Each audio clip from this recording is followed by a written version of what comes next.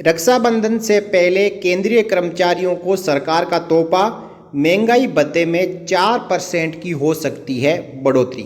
जय हिंद, नमस्कार दोस्तों, आप सभी का एक बार फिर स्वागत है। दोस्तों, ये एबीपी की खबर है और आप देख पा रहे हैं कि 22 जुलाई 2025 की खबर है और इस खबर के अनुसार जुलाई 2025 से 4% डीएडीआर में बढ़ोतरी होने जा रही है। आइए जानते हैं पूरी अपडेट को इस वीडियो में। केंद्र सरकार के कर्मचारियों और पेंशन भोगियों को रक्षाबंधन से पहले गुड न्यूज मिल सकती है। उन्हें मौजूदा 7वें वेतन आयोग के तहत कम से कम एक और डियरनेस अलाउंस मिल सकता है। देखिए, इसके बाद 1 जनवरी 2026 यानी 8वां वेतन आयोग लागू हो जाएगा और 7वां वेतन आयोग का ये आखिरी महंगाई भत्ता बढ़ोतरी साबित हो सकता है। महंगाई के ताज़ा आंकड़ों को देखते हुए केंद्र सरकार के कर्मचारियों के महंगाई भत्ते में जुलाई 2025 से 3 से 4% की बढ़ोतरी होने की संभावना है। देखिए दोस्तों, इस खबर के हेडलाइन में जरूर 4% लिखा हुआ है, लेकिन 4% डीएडीआर बढ़ने की जो संभावना है वो केवल 20 से 30% है और बाकी 70% संभावना यह है कि 3% की बढ़ोतरी ही होगी। ये निर्भर करेगा जून 2025 के आंकड़ों के बाद। तो इससे देश के करोड़ों केंद्र सरकार के कर्मचारियों को राहत मिलेगी। 3% महंगाई भत्ता 100% कन्फर्म है, लेकिन 4% होने की संभावना 20 से 30% ही है।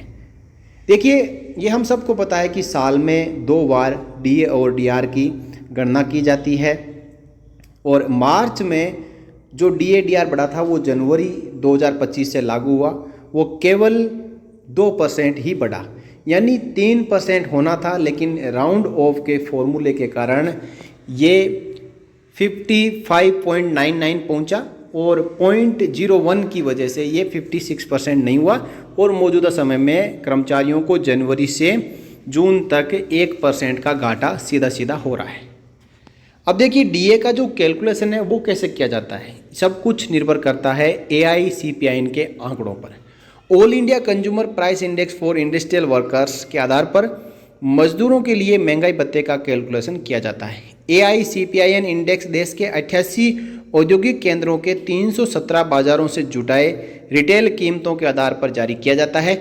इसकी जानकारी हर महीने श्रम एवं रोजगार मंत्रालय से जुड़े श्रम ब्यूरो की तरफ से दी जाती है कि मजदूरों के लिए महंगाई कितनी बढ़ी या कम कितनी हुई, और फिर इसी के आधार पर तय किया जाता है कि महंगाई भत्ते में कितनी बढ़ोतरी की जानी है। मार्च 2025 में महंगाई का मीटर AICPIN 143 पर था, जो मई तक बढ़कर 144 पर पहुंच गया है। इस हिसाब से महंगाई भत्ते में 3 से 4% का इजाफा हो सकता है। सरकार पिछले 12 महीनों के CPI-IW डेटा के औसत और 7वें वेतन आयोग के तहत बताए गए फॉर्मूले के आधार पर डीए का कैलकुलेशन करती है। अब इस फॉर्मूले के अनुसार जून 2025 के आंकड़े जैसे ही 31 जुलाई 2025 को जारी हो जाएंगे, तो उसी दिन तय हो जाएगा कि केंद्र सरकार के कर्मचारियों और पेंशनर्स की सैलरी और पेंशन में कितनी बढ़ोतरी होगी। हालांकि मई 2025 तक के लिए CPI-IW डेटा अभी पूरी तरीके से जारी नहीं हुए, फिर भी महंगाई के नए रुझान से इसका मोटा तौर पर एक अनुमान लगाया जा रहा है। श्रम मंत्रालय के अनुसार कृषि और ग्रामीण श्रमिकों के लिए रिटेल महंगाई मई 2025 में घटकर 2.84 और 2.97% रह गई है, जो अप्रैल में 3.5% से ज़्यादा है। देखिए, यहाँ पे महंगाई की जो दरें हैं लगातार घट रही है। इसमें सरकार आंकड़ों के ऊपर खेल खेल रही है, उसी की वजह से कर्मचारियों और पेंशनर्स को भी नुकसान हो रहा है।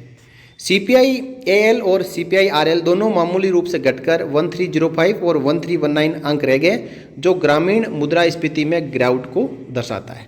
हालांकि CPI-AL और CPI-RL का इस्तेमाल सीधे तौर पर महंगाई भत्ते के कैलकुलेशन के लिए नहीं किया जाता है, लेकिन ये व्यापक मुद्रास्फीति के रुझान का संकेत देते हैं, जो CPI-IW में भी दिखाई दे सकते हैं। यदि आने वाले दिनों में CPI-IW स्थिर रहता है या मामूली रूप से बढ़ता है, तो सरकार महंगाई भत्ते में 3 से 4% की बढ़ोतरी को मंजूरी दे सकती है, जिससे महंगाई भत्ता 58% या 59% हो जाएगा। फाइनल बढ़ोतरी का पता जून 2025 के CPI-IW डेटा के जारी होने के बाद ही पता चलेगा, यानी 31 जुलाई 2025 को ये कन्फर्म होगा। तो ये थी एक अपडेट जुलाई 25 से बढ़ने वाले DA DR पर। इसी प्रकार की अपडेट पाते रहने के लिए आप बने रहिए सैनिक दर्पण यूट्यूब चैनल के साथ। इस चैनल को यदि आपने अभी तक सब्सक्राइब नहीं किया है या फिर पहली बार आप वीडियो देख पा रहे हो तो आप चैनल को आज ही सब्सक्राइब कर लें, ताकि आपको जो भी लेटेस्ट अपडेट आपसे जुड़ी हुई हो वो तुरंत मिले और आप ताज़ा जानकारियों के साथ में अपडेट रहें। फिर मिलेंगे अगले वीडियो में, तब तक के लिए जय हिंद, जय भारत, वंदे मातरम।